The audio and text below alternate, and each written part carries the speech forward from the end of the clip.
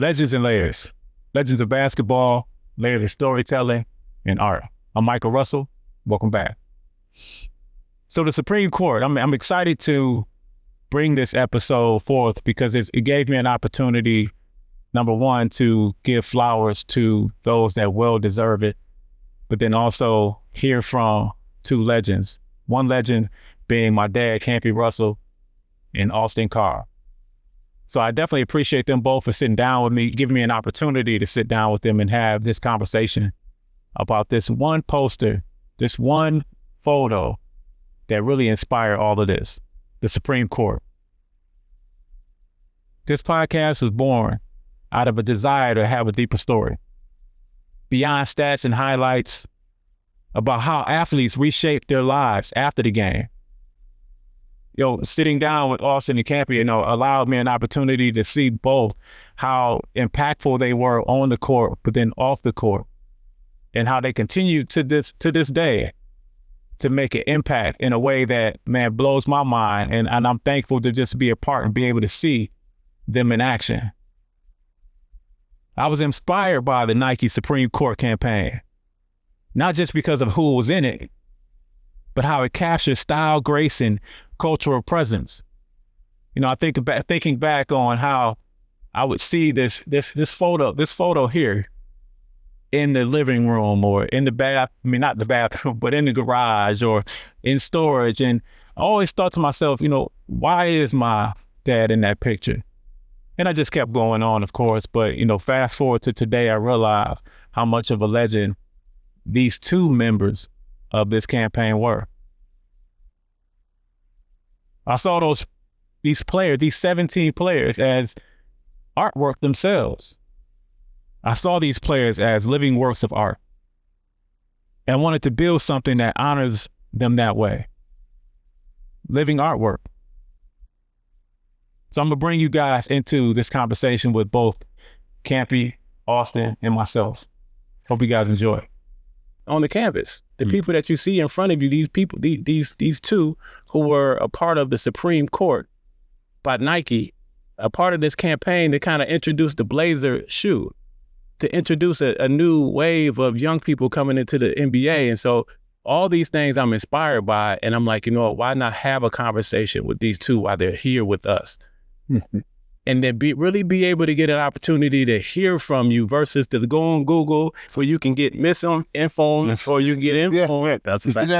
That's a fact. To hear from you both, man, I just, I'm excited. And just want to start off, man, with the city of Cleveland. The city of Cleveland itself, that title, man, what is it? I've had an opportunity to watch it, but what is it about Cleveland that has just pulled you all in a way that you just never, that kind of love, that kind of respect? I think that's a great question, Michael, to start off that way because, and I don't know, I'm going to speak for myself at this point and let Austin speak for his, what he thinks about it. But I know, and I've said this on many different occasions, when I first was drafted by the Cleveland Cavaliers, as a young kid or young guy, I'm always thinking about going to one of the big franchises and being a good player on those type of teams. But when Cleveland drafted me, I said, my God, why Cleveland? Of all the places, plus I had been following them a little bit because of good friends I had on the team. There's Austin, Jim Brewer, and Butch Beard. Those guys, I knew them very well. But when I got drafted, I said, oh my God, Cleveland. But as I tell people to this day, yes, I felt that way at that time. But because of my matureness over the years and the fact that, I came to a place that was open and was willingly open to me and to open to all of us. Yep. And then to be on a team that was one that kind of took off, as a young team who came in 1971, which might have been I was just in high school at that time. But, 4 years later, here I am sitting playing basketball with Austin Carr, Jim Brewer, the guys I played against in college in some respects. So getting back to Cleveland, it just came back to me saying, wow, Cleveland is really a good place to live. And that's why I'm here to this day. Yes, I'm working with the Cavaliers and have been part of the Cavalier team, but I'm here now because of the love that I have for the city of Cleveland and how they have embraced me and my family as well. So for me, Cleveland has been an ideal place for me. Right. I feel the same way as Campy, because when I was being the first draft pick they had here, I mean, the people just gravitated to me, and what I found out was they are real people. And the one thing you know about Cleveland people, they either like you or they don't. And you know which ones are who. So it's not like, when I used to live in L.A. and New York, oh, man, that's so many phony people. I couldn't live there. I just couldn't do that. I didn't want to raise my family there. Yeah. Right. So that's why I enjoyed this place, because I knew my kids could get a decent start here. And the people were genuine. They were genuine people. And like I said, if they love you, they love you. If they hate you, they hate you. And they let you know that, too.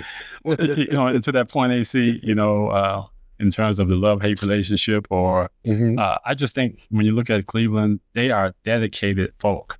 They're dedicated to their family. They're dedicated to their schooling. They're dedicated to everything that is related to family. And I think that is the thing that holds me here and even put me in this position, because after I was here for a while, I really started seeing the actual fabric of Cleveland, which were the people, the neighborhoods, the communities, the industries, whether it was banks, whether it was hospitals, whether it was whatever it was, you saw the genuineness of Cleveland. Right. So that's, for me, is another reason why I said, hey, I can't beat anything better than where I am at this point. And that's living here in Cleveland. That's kind of how I felt too. It was like, well, I always felt at home here. Yep. I mean, all the other places I lived during the off season we would go play ball or whatever, I just never felt like I was at home. But here, I always felt this was home. Yep. And they treated you that way. The neighborhoods I lived in, everybody. I mean, I still know in other neighborhoods I used to live in, I still know actually they're grown now, but I still know the kids of the families. I mean, it's amazing how it just stays the same. And that kind of familiarity is what makes me feel comfortable. Man, I appreciate you adding that context and speaking about a city that will let you know if they like you or they dislike you. Man, I can't help but go to LeBron James. I think you two, being the legends that you are, and what you've done in the league, the accomplishments and all the et ceteras, I think that it's only right that LeBron, at the height that he's at, to hear from an OG, that they would say, to hear from somebody who came before him. If you were sitting in the room and it was an opportunity just to sit there, man, what is something that he needed encouragement, or he needed a word, not oh man, I see you, but just something that you can impart to him? What would that be? And you don't have to answer it, but it's been something that's been on my mind about what would the OG impart to a LeBron James? It's for me, it's a situation, and this is not just targeted at LeBron James. This is targeted at anybody who is young, who is trying to find their way in life. And that is in my opinion, for me, it's more about relationships. It's creating relationships. I think that's the thing that drives everybody. It definitely drives me. I can't say everybody, but it drives me. So that's why, I try to be the best version of myself, which will also allow other people to see this is the version that I'm really looking at. But I'm saying this all is to say that I think when you have the ability to create relationships, I think that's, for me, is everything. And I think it can take you anywhere you want to go. It can take you, because people are not kind of, well, I don't know if I should even approach them or not. And I don't think anybody want to be put in a position where people don't think they need to approach. Or in some cases, I hate that. They got people around them that will not allow you to approach. So for me, I just think that would be probably the thought that I would have. I'm sure Brian has all kind of relationships, but the big thing is genuine relationship, the relationship that will last you throughout your life. And I think that's something that I would have a counselor. Yeah, because I kind of think he understands that. Yeah. Because the one thing that he's done that I haven't seen any other professional athlete do, he put his money back where his mouth is. I mean, what he's done for that neighborhood, I mean, it's unreal. I mean, every time I go down there and to his museum and stuff, it is unbelievable what he's done down there. And the people of the community, they appreciate that too. And they all, I mean, and that is one thing about him, that he doesn't like publicity on it, which I love him for that too. He just constantly will always come back, and he always makes sure that those people in that community are doing well. And he gets the kids involved. Yeah. I mean, the school is unreal. I mean, what he's done for that school and what the school looks like, I mean, it's spectacular. It's just something that, to me, I definitely always would tip my hat to him because of that. Of course. Never forget where he came from. He never did. Yeah, because he's definitely have given back in a big way. Yes, in a big way. Not just in Cleveland or just in Akron. It's about everywhere he's gone. Everywhere he's gone. He continued to be the person that he is. Right, exactly. So I appreciate you both sharing that, because I think it's important. Not only, a lot of times we hear all the negative and we hear all these different things about LeBron, but it's like, man, we appreciate what you're doing. The value that you're bringing in every place that you're going, the relationships that you're building, and you're supporting so many other people. It's important that he hears some encouraging words during this time. So I definitely appreciate you both offering that up. One thing that Jim Jones, man, I want to say a couple months back, or maybe a while back now, he said that Cleveland is one of those places that, let me get all my words right. There's no place like the Cleveland Cavaliers organization. He said he's been through other stadiums and organizations, and no shot to them at all. But he's just talking about his perspective, and he's saying, man, there's no place like the Cavaliers organization. Since he's not here, I would just want to know your all's perspective when it comes to that. What do you mean by that? Is that something that you all see just in and out of different organizations? What is it about the Cavaliers? That's a good question, Michael. And for me, I think when I look at that thought you just put out there, and repeat that about what Jimmy was saying.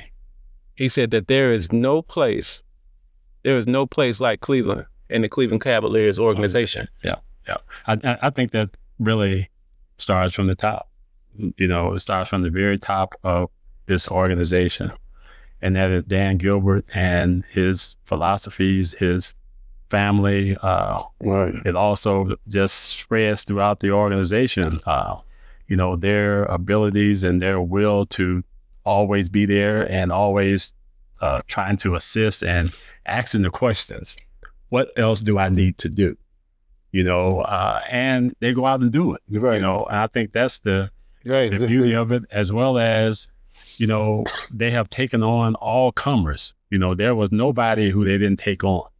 And what I mean by that is, we as an organization just believe in, bring your authentic self. Be the best person, be the best version of yourself. Come in here to go to work and to engage and to be a part of this team that we have, Right. Some people may say an organization, but I think we always speak to it as a team, because I think that is the thing that makes Jimmy Jones say what he said. Mm-hmm. I have embraced it as long as I've been here. Right. I'm sure Austin has embraced it as long as he's been here as well. So the Cleveland Cavalier organization, there's no question in my mind, if not the top, but one of the top franchises in basketball. Yeah, because they do so many things, and they always try to stay a step ahead, and everything is progressive, and that is something that a lot of organizations are starting to do, but we've been doing it for a long time. And I've seen every owner the Cavaliers have had, and each time we get a new owner, it seems like we get a little bit more ahead of the ball game, a little bit more, and Dan is just taking it from the middle to the top. I mean, Dan's forward thinking is huge. And that forward thinking is what's got us in the position we're in, not just on the court, but off the court. And I think we also are built on our isms. And what I mean by that is, it's these phrases that the organization talk about. As an example, like see something, say something. We'll say yes before we say no.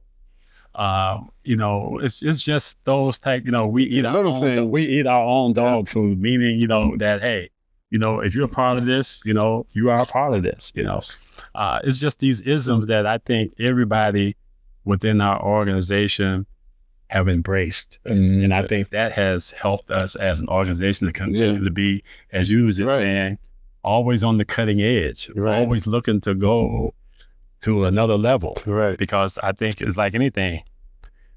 If you can continue to adjust, you can continue to be relevant. Right. And I think that's the beauty of this Cavalier organization. And now they have brought in Nick Bartlett, who is the CEO of the organization, and Nick has continued to move forward as well. So it's been a great deal. And we've seen it from its infancy to where it is now. Yes. We've seen the whole gamut. Yes. And that's a great segue, because we're talking about championship, but we're also talking about the building of chemistry within an organization. And when you see that, it breeds almost this, it develops this oneness, this team. And you see it by the championship being won. Mm-hmm. You see it by pieces coming together in a way that are not only on the court, but within the organization, and it allows them to have a winning mentality. Right. So when we think about championship, and we talked about LeBron for a moment, we talk about 50 years of the Cleveland Cavaliers being around in existence and starting from its infancy to now. Yeah, it was a while. It was a couple years back when they won the championship. But when you think about where it came from, right?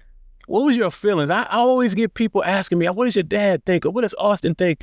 What's their perspective? What was going through your mind at that time to win a championship?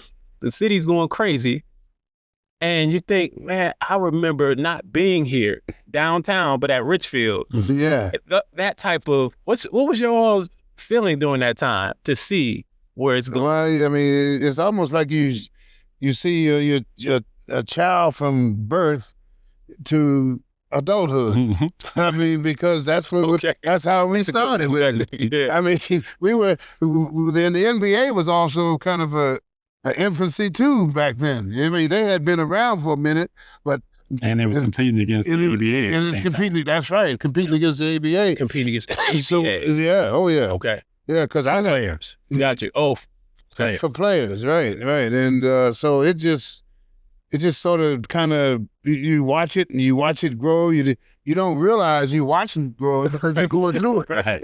But it grew, and the owners changed and the concepts changed, and then all of a sudden, you over here instead of back here. Right. What that reminds me, and I don't know, I hate to use references sometimes because people get like, what is he talking about? But there's this movie with Eddie Murphy and Martin Lawrence called Life. Mm-hmm. And within this movie, they got a chance to see all the generations, right, and how they were so shocked when he came out to see all these guys with afros and music, and he said, what?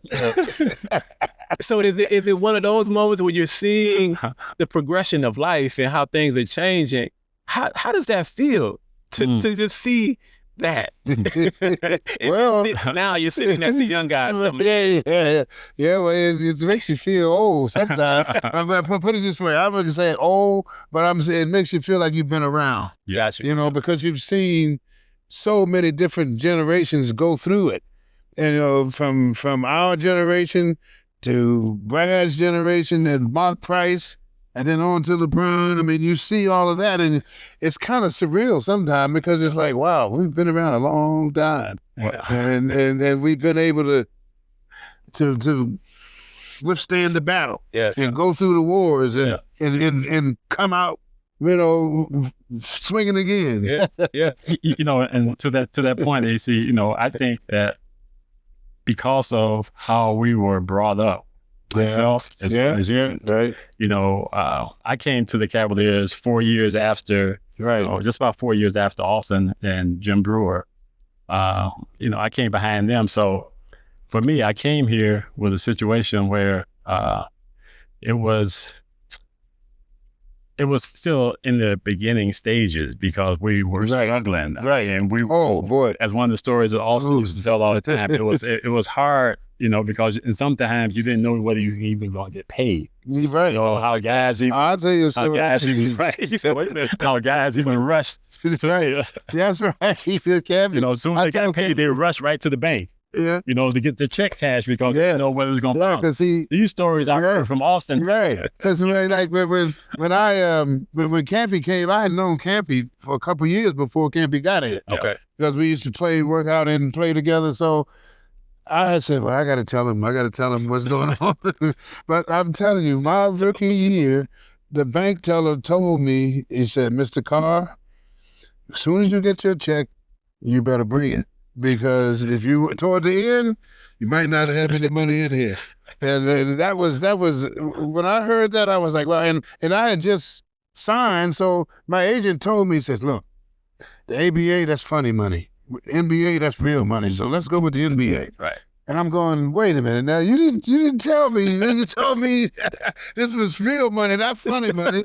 And the lady scared me too, boy. She had, oh man, it was like, wow, me and Rick Robertson, we were standing there. I said, Rick, I'll be here right away. I said, I'm gonna have my car on lock straight to the bank.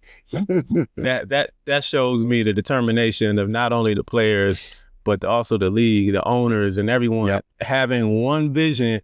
And then to see it start from right there to not knowing if the checks are going to cash to where it's at today, it makes you say, man, whoa. Right. That's determination. Yeah. Clearly, the league has come a long way from back when we paid, even though it came a long way from when we started. I started in 74. Right. And started in 71.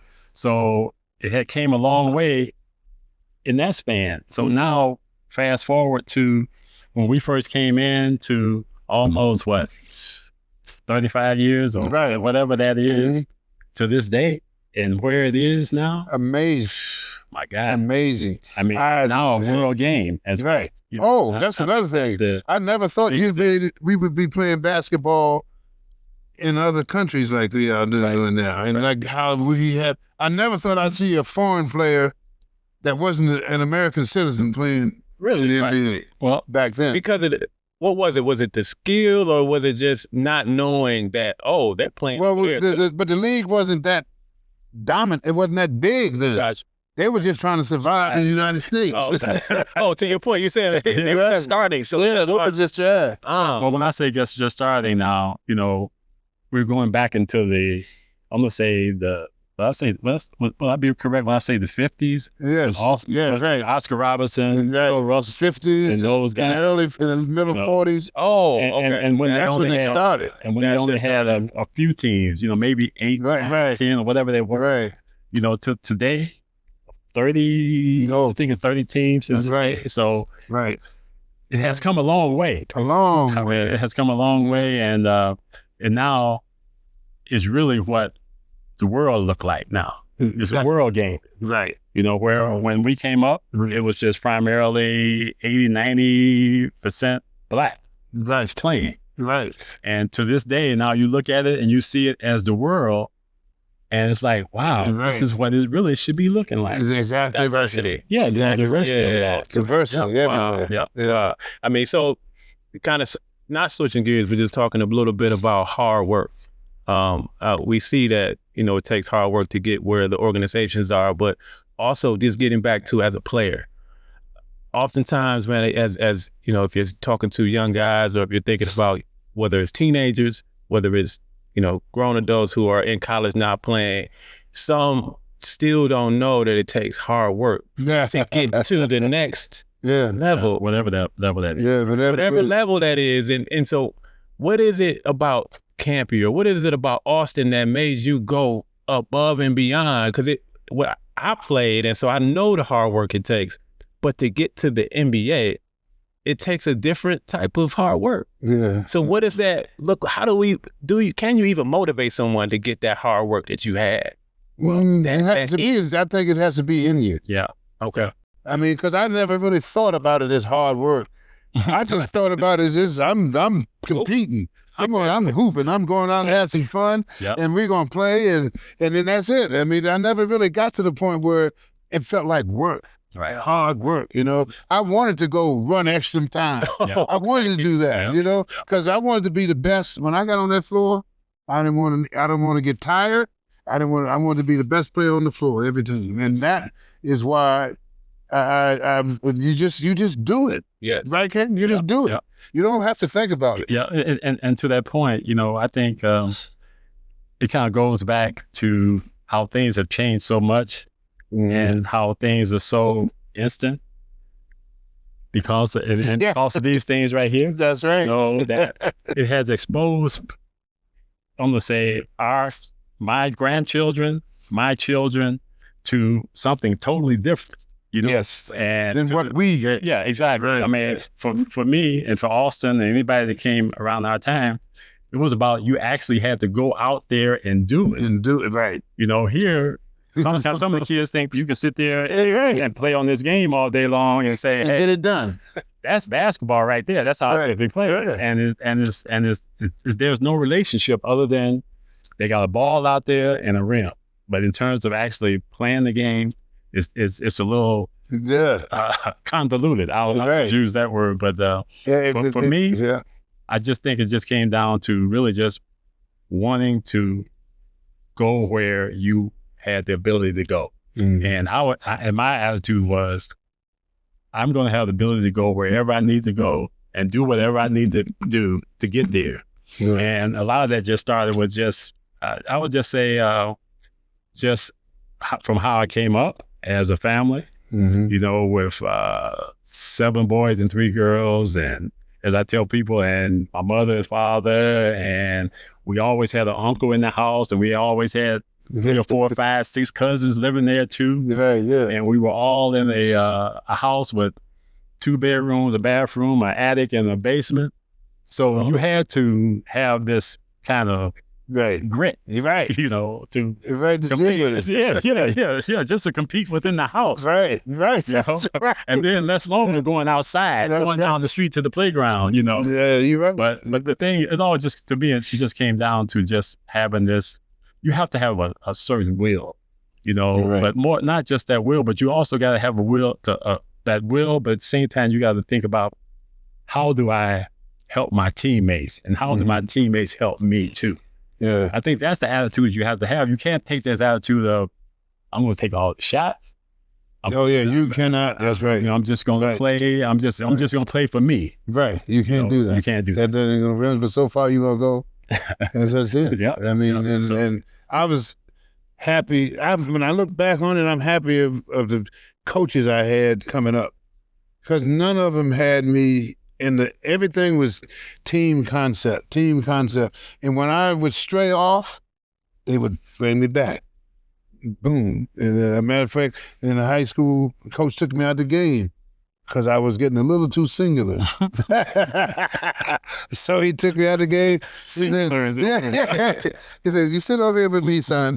I'll never forget that. And that was the hurtness field. That hurt me so bad. I said, "Boy, I'll never do this again." And that changed my whole view of the game, changed the whole thing. So within that journey, you go from Washington, D.C., and I'm kind of going backwards right now. Bringing my way forward to you all when you all were young, and being in DC, being in DC around the 60s and the 70s, playing basketball, all the influences that come within DC and the environment that you're in, it created and shaped you. Right. But it's one person. Well, I'll wait for that one. But your mom and your dad, your family. That was it. What kept, like, did they keep you, or was it something that you just? What was it that kept you? Well, basically, together. The one thing for sure is because education was the main thing that they hung their hat on. Coming from the South, at that time, it was all about education. So all my brothers, I had 4 brothers, we all did something, played somewhere, even though 2 of them passed before they had a chance to really do anything. But, you know, we all just kind of, everything was always predicated on getting the education. So even when I was playing ball, my whole concept was I had to get my degree. And my father hit too hard for me to be, see, back then they didn't put you in jail if you spank your kids. Back then you just get a spanking and you go about your business. Now they want to put you in jail if you spank them. Yeah. So I used to tell my brothers, I said, Daddy and Mommy ain't fooling around. Y'all keep on, because my brothers would do some of the craziest things after my parents told them not to.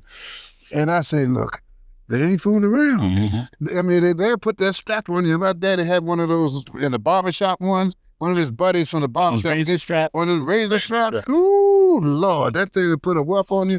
Ooh, man. I said, look, you don't take me but one time to learn. Yeah. You know, but my brother took him about 8, 9, 10 times to learn. So those types of that type of discipline, that type. Yes. That's what it does. From. Yeah. Yep. So in DC, there's one guy that I have to kind of mention, Petey Gray. No, Petey Gray. To grow up during that time, to be in that environment, to be playing basketball for you played Notre Dame, so I can be sure that it was some type of tension on campus, or maybe not. Yeah. But just if you would take us back, what it wasn't a lot of tension, but at the same time, it was awareness. I call it that. I put it awareness because at that time, you know, Petey was, he had the city wrapped up and he was doing his thing. I watched that movie every time it's going to do. Movie is Talk to Me. Yeah, well, right. I mean, so but it was just a time where it was a lot of stuff going on.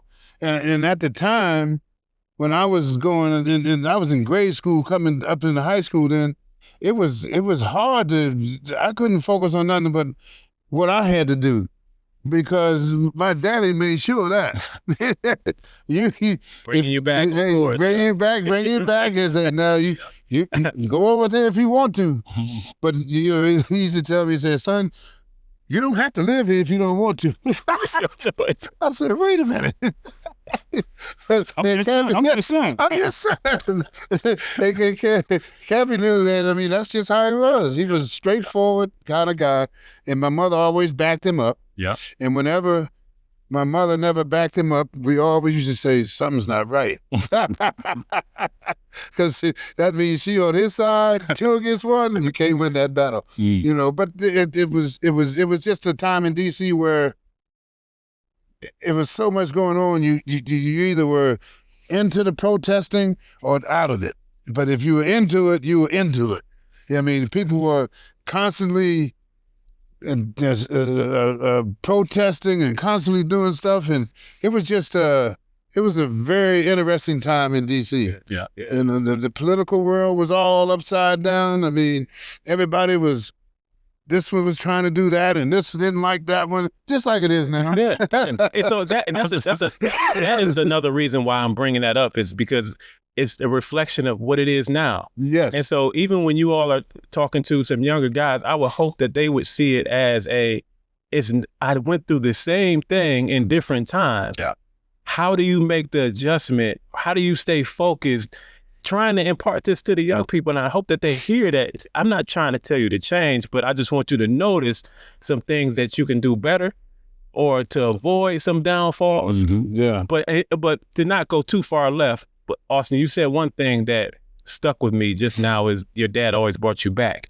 Right. Into the fold. No, don't get distracted. And so that's what kept you, of course. Yes. And you were able to do really well at Notre Dame in high school. And yep. Because in Campy, to tell you, it gave me a discipline I didn't realize they were giving me.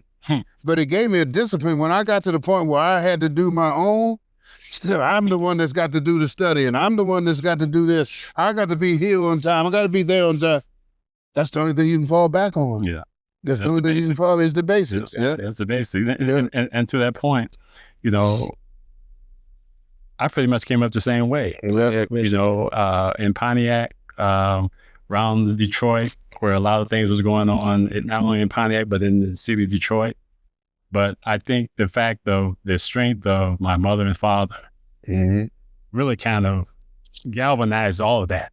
And as well as the community that I lived in. I mean, yeah, see, that's another thing too. Yeah, that community. That community that we lived in, you know, had all of the Black doctors, the school teachers, the factory workers. Everybody was in this pod, right? And that pod was a protection for you two. That pod was your school teacher who lived next door to you. Right. When you screwed up at home, at school, your parents knew before you got there. They came and gave you up. Right. You know? That's right. So, you know, so you were really put in a situation that, hey, you know something? I don't care how bad things are out there. Right. In here, in this space here, and in this neighborhood here, you know, you got to pay attention and mind everybody that's in this neighborhood. Right. I don't care who is. That may be Miss Williams down the street there. That's right. If they say they saw you doing something, there's nothing you can say to us to say that you didn't do it. That's right. That you didn't do it. Yeah, that's right. You can say. Nothing you can say. They're not going to go against their neighbors, the people that's already in the pod, who has been looking out, who they've all been looking out for all along. You know, and taking each other, you know, if you needed something, you can just go next door and they would say, hey, we can have, right. You know, they were sharing. Right. You know, to me, that is the thing that I'm going to say make me is growing up in that kind of environment that really made you, one, be able to give, but also be able to receive. Right. Also be able to create relationships that are lifelong. Right. Relationship that I had in the third grade, I still got those now for the ones that are still here. So for me, that was having my family, having my mother and father, them being the directors that they were and the disciplinarians that they were. Yeah. And I tell you, one of the worst mistakes I ever made, but it turned out to be the best thing that ever happened to me was, I would think I might have been in the second, third grade or something like that.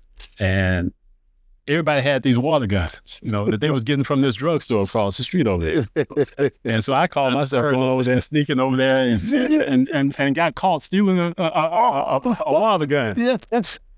Let me tell you something, man. I got a whooping every day for about 10 days. Yeah. Every time I came home, they whooped me. They whooped you every time. Yeah, you know, so because they were sitting there saying, hey, you know something? Right. You're not going to end up over there. Right. You're going to end up where you're supposed to be. That's right. You know, which is not out here doing this crazy stuff. Yeah. But the other part of it is, you know, I come from a family with 7 boys and 3 girls, as I mentioned earlier. And one thing that my dad set the tone to was he would always tell you, you know, I'll come get you once. I'll come get you once. But if you get in some trouble the second time, you're going to be there. You're going to be there. And I think we all was like, okay.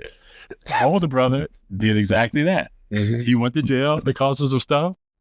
And my dad let him stay up there. Yeah. Because he was like, I'm going to save the multitude and let that one go. Let that one go. He made that kind of decision. And we all saw that and we said, you know something? Yeah. I ain't going to do that. That's right. Yeah, because my father made an example of me. Yeah. I got into some trouble and luckily the police that got me knew my father.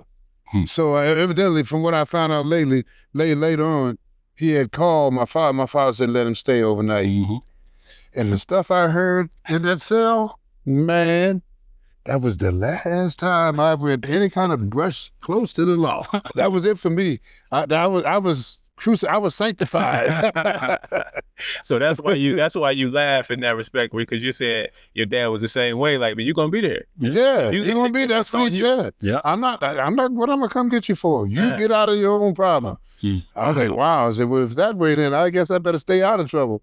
So the power of you know, family, village, the community, you know, everything that we're talking about today, and the having the mindset to work hard led you all from the inner cities to so many different eras, and then to find yourself as a Supreme Court member in the NBA, knowing where you came from, all of the trials and all the things, and on this Supreme Court, Nike as a legend, and now I'm working with the Cleveland Cavaliers. What is that not mind blowing to y'all? Or like, how do you feel as the person that did these things? That's interesting. How did you feel? Right. For me, I come from. I always go back to my father when I say right. This. That's right.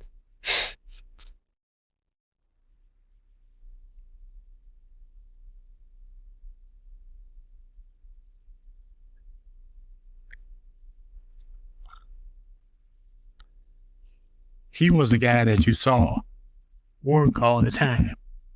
Yep. All the time. All the time. Every time you saw him, he was working. That's right. He was doing something. Yeah. Whether it was for us or the neighbor or the neighbors down the street or whoever. That's what I saw. Right.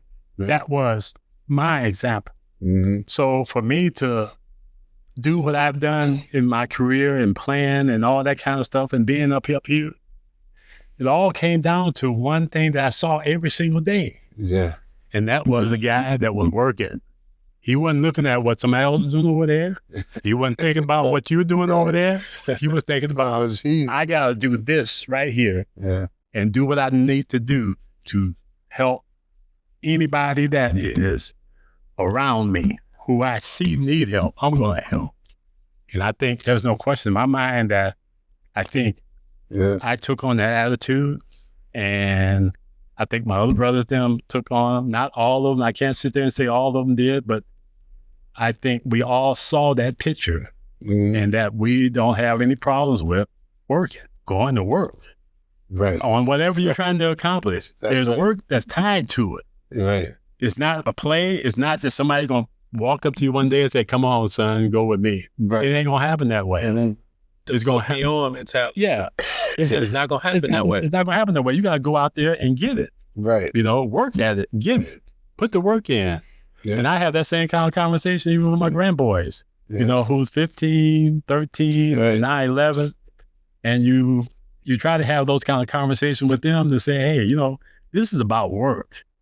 It's not about somebody giving you something. It's not about this television. It's not about this phone. It's not about all those games. It's about you trying to understand that you got to put in work to get where you want to go. That's right, to get where you want to go. That's what it's going to take. That's what a lot of people are going to try to take shortcuts, but they're going to end up sitting somewhere that they don't even really want to be. Right. So for me, that's what I saw all my life was a guy who had set the stage and a guy to say, go work. Right. If you can work, you can get wherever you want to go. That's right. That's the key. I mean, the same way with me. I saw every day, I don't care if he had the flu or he was always going to work. I never saw him take a day off, even when he was sick, unless he couldn't get out of bed. But if he could walk, he was going to work. And it really, and after he retired, he didn't know, it's like he was lost. And all of a sudden it was like, my mother said, Big Austin, you got to go get something to do. You got to do something. So he ended up getting another job just so he could be active, because that's all he knew. And speaking of what Campy said, as a young person, you don't realize how much that affects you, but it's sinking into you. It's watching him. Because I always tell people, the only thing that a child learns how to treat his own kids is from what he learns from his parents. Yeah. Because that's the only parents he knows. He doesn't know. I mean, everybody else say, well, that's my daughter, but he knows his parents. And that's how he's going to follow. He's going to try and do things that way. And to me, that's where I think our society really started to flip the other way, is when the importance of the family and the community start to dwindle. Mm-hmm. Because it was so many people in my community, boy, I don't want to get emotional, that used to be like my parents and treat me like my parents. And my parents would go, if you have to, put a stick to his butt. And I mean, and that's not there anymore. Mm. That's not there anymore. I mean, it makes me feel kind of sad for the kids, because I felt that love when I was growing up, and that kept me going in the right direction. Yeah. There's this feeling that's associated with that love, that kind of love. So I come from that same village that my dad is saying. You know, I was born there, obviously, and raised there, and I had an opportunity to feel what that love is like. So I naturally do the same thing in watching who my dad is, who he was to me, and what he's doing in the community, and what I have to have that same approach, but also take what I learned in the village of caring about other people. Yes. About bringing others on and seeing the greatness in others around you. Yep. How do we continue to develop that? And I don't think it's lost. I just think that it's a different day and time. How do we communicate differently to the young people so that they get it? Yeah. To me, well, to me, I think it starts with the distraction. Yeah.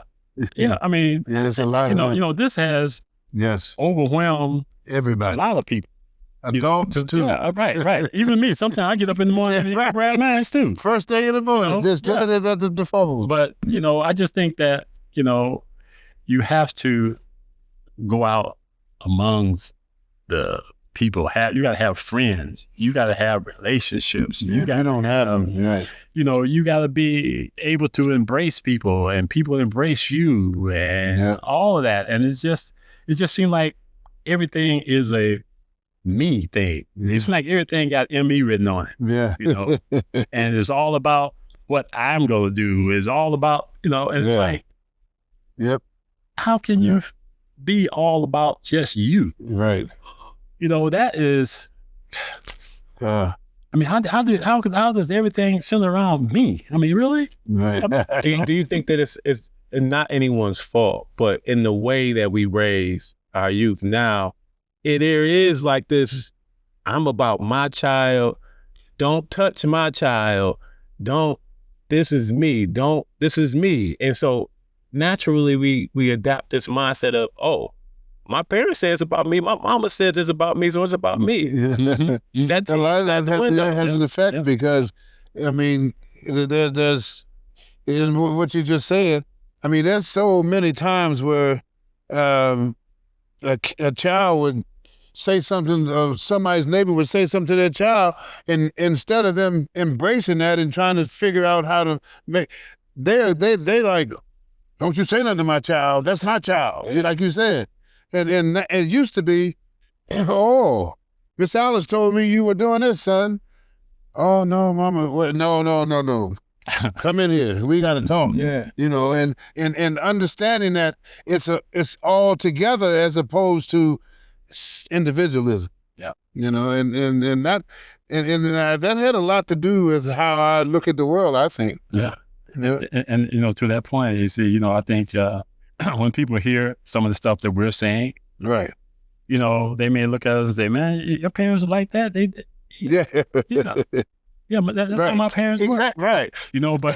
But not only that, that's how our parents were in the neighborhood. Right. That you couldn't just go out here and run amok out here in this neighborhood and nobody's going to call you, nobody's going to call you the task. That's right. I mean, right. The people down in the street was going to say, hey, man, you ain't got no business doing that. Right. Or they'll come, they'll come get you. Yeah. Say, no, man, you can't be doing that. But if everybody get to this point where they just think, hey, I'm just going to stick to my circle and just me is all about just mine. Right. Yeah. That's when things start kind of going. Yeah, when that started leaving, I remember when I was younger, we used to, this lady named Miss Alice had an apple tree. And we used to always want to get those, there's sweet apples too. We want to get those apples. One day we getting ready to go in the yard and another neighbor said, boy, don't you go over to Miss Alice's yard and leave them apples alone. and no sooner as I got home, my parents knew about it. I mean, and that's the kind of thing. And once you realize the network that you're going dealing with, that slows you down right there. Knowing the consequences. Yeah. Man, I appreciate it. I love the energy that's happening right now and what you guys are offering up. I have to talk a bit more about, this is lastly, the Supreme Court. moving from the young people that you all were, the brothers, the dads, the teammates, all these things, all these titles that you've accumulated over the years. One of them was a influence in my life. Walking through the middle of the living room and sometimes in the basement, or sometimes you would see it on the floor at some points, depending on if we were moving. But this picture right here, Supreme Court, man, I remember being a young guy just staring at it and saying, "Oh, damn, my dad is on there. How you get up there? What is that? What is that about?" Yeah. And so to introduce the blazer during that time, Nike was young. And I just want people to get a little bit more context, man. When you think about all those guys up there, they were a bunch of dogs. Yeah, I mean, when you compare it to today's time, when you talk about these Durants and these LeBrons and all, their game was the same. Yeah. I think that the pace has changed, though. Mm-hmm. Right. At the rate that they're playing, the moves, the fundamentals, and everything you need, these are a bunch of dogs. Yeah, right. So I really want to hear from you all about just what was it about this group right here that made you all the Supreme Court? And what was your feeling about Nike at the time? Was it new? Was it? It's new. I'm just listening right now. It was new. It was absolutely. It was absolutely new. Austin was in before I was in. Right. And I came in 74, 75. It was after my second year. And the person that was overseeing Nike and identifying guys was a guy named Kenny White. Kenny White, that's right. So he had, God rest his soul, he has passed on and all that. But Kenny White really was a big part of helping bring all those guys together. Because if you look at those, when you look at that picture, you see at the time some of the best players that was in the league, right? The top players that was in the league. There was a lot of them that wasn't in there, right? Like the great Tiny Archibald, or great Walt Frazier, and all those kind of people. But when you look up there and you see the guys that are there, you say, "Wow!" I know. Dennis Johnson, right? Chuck Robinson, Maurice Lucas, Maurice Lucas, Paul Westfield, Phil Smith, Paul Westfall, right? George Gervin, the Iceman. Yeah, yes. It's just that guy over there at the far side with the ball over there. That's Austin Carter. And that's Kevin Delarosa over there. Yeah. Elton Hayes, Artis Gilmore, Bernard King. Yes. The late Gus Williams, who just passed here just recently. Elton Hayes. You look at Calvin Murphy. I mean, those guys were, Phil Chenier, those guys were all dynamic players, team players, guys that were game changers. Right. But they used to have us every summer. They would bring us out to Portland, and we would all have a little 2 or 3 days there where we would get together. It was really nice, and then they changed their marketing as it went on, and they started singling out guys instead of having the whole group. Got you. But that right there is one of the most celebrated pictures in any sport. Right there, the Supreme Court. Really. And to that point, when we were all part of Nike, a lot of that group right there, we traveled. They took us, it was in the summertime, they took us to Hawaii. Right. We spent that's right. 3, 4, 5, 6, 7 days there. Yeah. They took us out. It was a whole different world. Out the country. Out the country. That big trip we had over in where we go? It was over in Europe. Yeah. So they took us there. I mean, we had another poster they called the chairman of the board, jam session, and chairman of the board. With the same group. Or did it change? With a lot of the same people. A lot of the same people. Because I was a part of, and Austin was a part of the jam session. Right. Was also part of the, what's the other one that was there? The board. Chairman of the board. Right. So there's a bunch of those that's out. But this has been one that has, for some reason, and that one taken off. Yes. Yeah, but that one is like the king of all kings right there. And then the second one is, if you saw it, is George Gervin, the Iceman. The ice roll, yeah. He's sitting on some ice. On some ice. He had 2 balls. Yes. Right. Yeah. That's probably the most iconic one of all. Right. That's right. Yeah.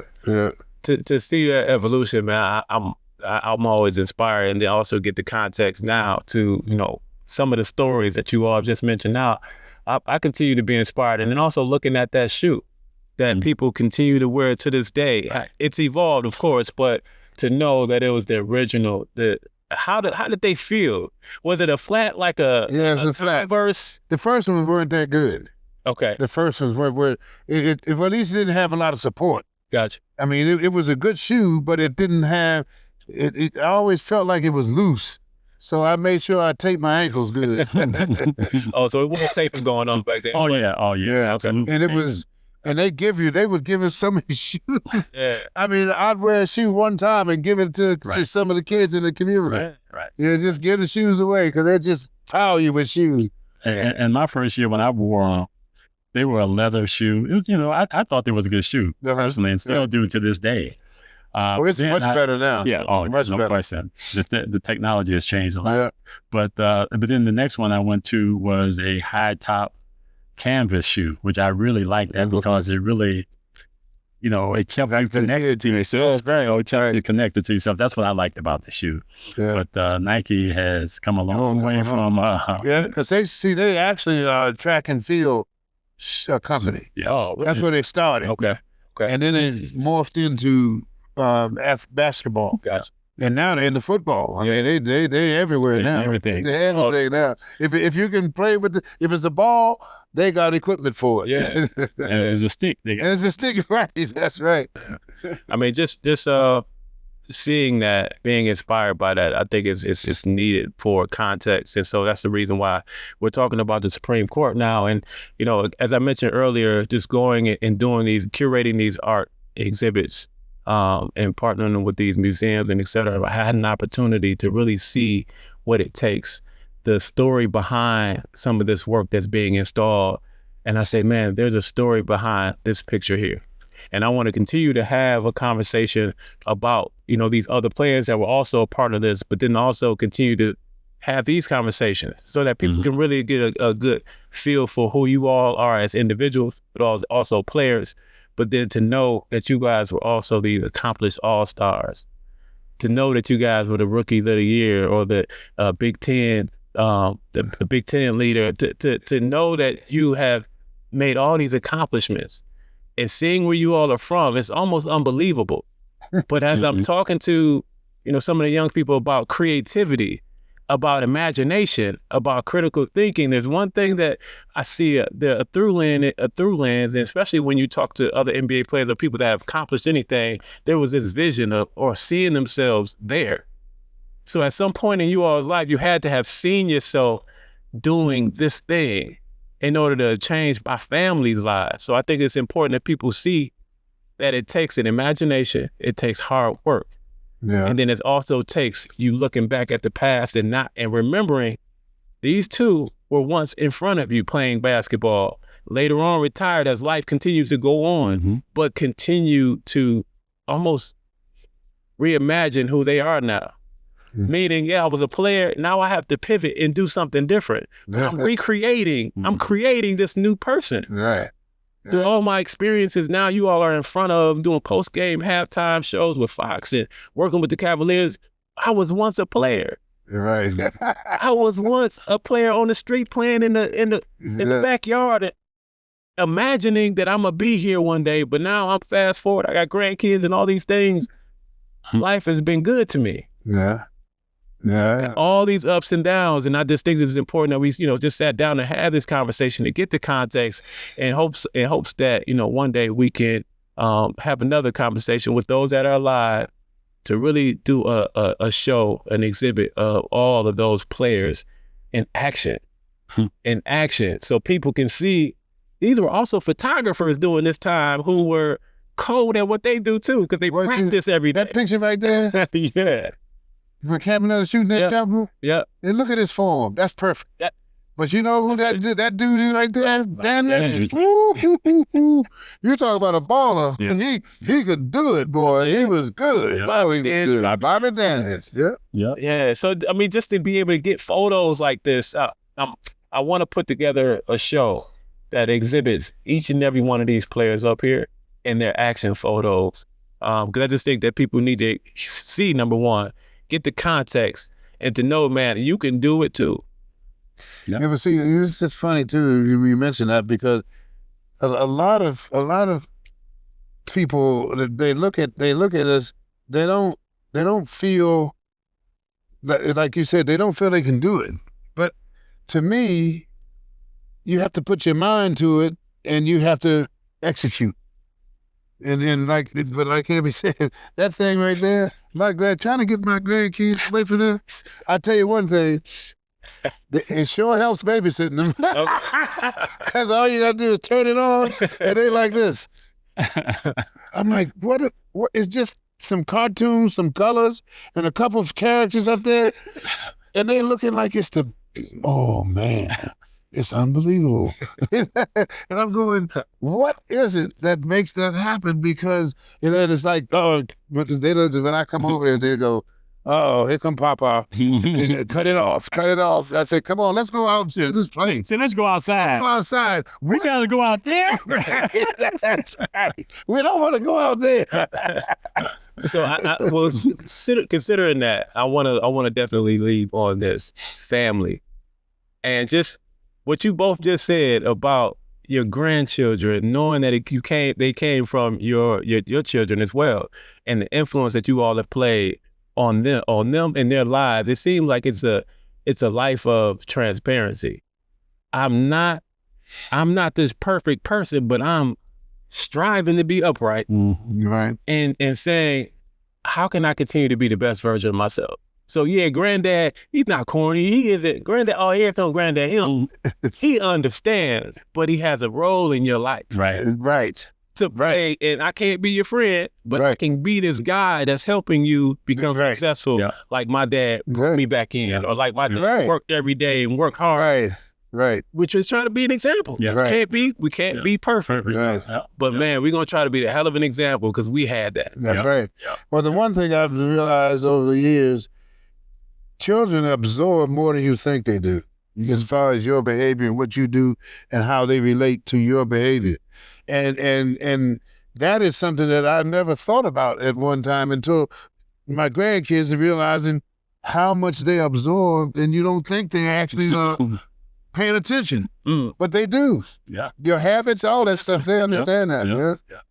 That's a fact. They're definitely listening. Yes, that's right. Their behaviors all the time. Right, yeah. And it's even, spilling into grown-ups, but we won't go there. We're at this hour mark, and definitely want to be considerate of both of your time. And so we want this to kind of continue. But for right now, we've gotten all the context we need. So I appreciate you both just being a part and of many to come.